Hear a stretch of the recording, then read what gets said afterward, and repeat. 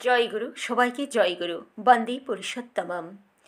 আমার পরম প্রেমময় সৃষ্টি ঠাকুর যা কিছু বলেছেন বৈজ্ঞানিকভাবে, মানুষ অনেকে সেগুলিকে ভাবে হয়তো কুসংস্কার, কিন্তু কুসংস্কার ঠাকুর কখনোই বলেননি, যা আমাদের মঙ্গল। তাই যেমন এরকম আমরা জানি যে অসুস্থ অবস্থায় কাউকে প্রণাম করতে নেই, কিন্তু কেন করতে নেই?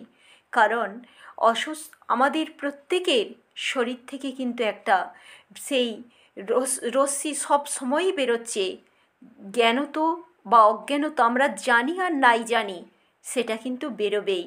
তাই যাদের আমরা এটা জানি যে এরকম কেন হয়, যখন সদ্গুরু বা গুরুর চরণ ছুঁয়ে প্রণাম করতে বলে যে আশীর্বাদ নাও, তোমার মঙ্গল হবে, ভালো হবে, কেউ বা কারো সন্তানের মাথায় হাত দিয়ে সেই আশীর্বাদ দেন, কেন? মাথায় হাত দেওয়ার মানে কি? মাথা হচ্ছে তার সেই ব্রহ্মস্থান, আর সেখানে আমাদের এই যে হাত, এখান থেকে একটা এনার্জি, একটা বিকিরণ বেরোয়। যখন আমরা ভালো মানসিকতা নিয়ে কাউকে স্পর্শ করি, সেখান থেকে ভালো বিকিরণ বেরোয়। আর যারা সাধন ভজনশীল হয়, তাদের হাত দিয়ে সেই সাধন ভজনের যে একটা বিকিরণ আছে, একটা রশ্মি আছে, একটা ক্রিয়া আছে, সেটাই কিন্তু বেরোয়। তাই তাদের দ্বারা মানুষের ভালো হয়, মঙ্গল হয়।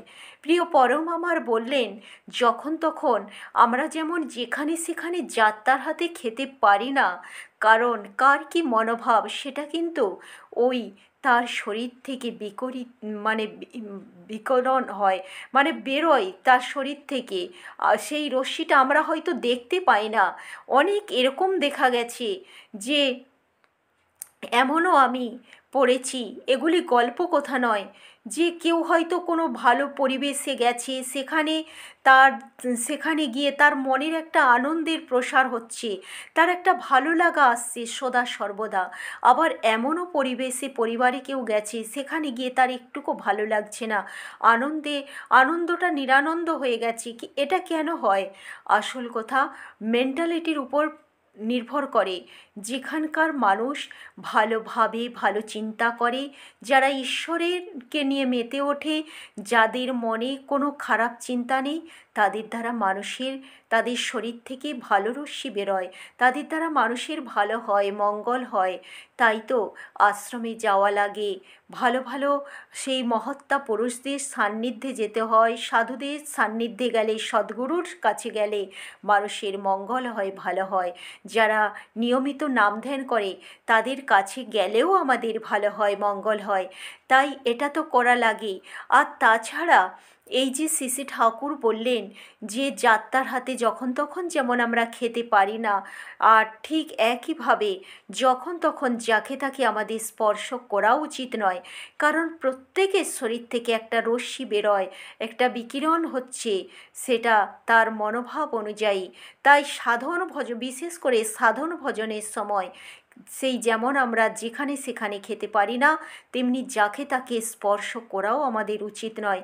তাতে আমাদের কিন্তু সাধন ভজনে বিঘ্ন ঘটে। এগুলি কোনো কুসংস্কারের কথা নয়, এগুলি মেনে চললে নিজেদেরই মঙ্গল। যারা মেনেছে তাদের কিন্তু ভালোই হয়েছে।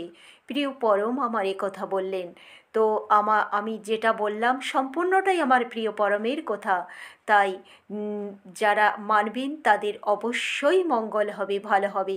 শ্রী ঠাকুর এমনও বলেছেন, যখন সাধন ভজন চলে, তখন জলটা পর্যন্ত খেতে হলে একটু ভেবে খেতে হয়, যেটা সেই আমাদের শরীরে বিষ নিঃশেষ করে দেয় এমন জিনিসে বলে শ্রী ঠাকুর তার সেই পাত্রের কথাও বলেছেন, তামার পাত্রে জল খেতে বলেছেন তিনি।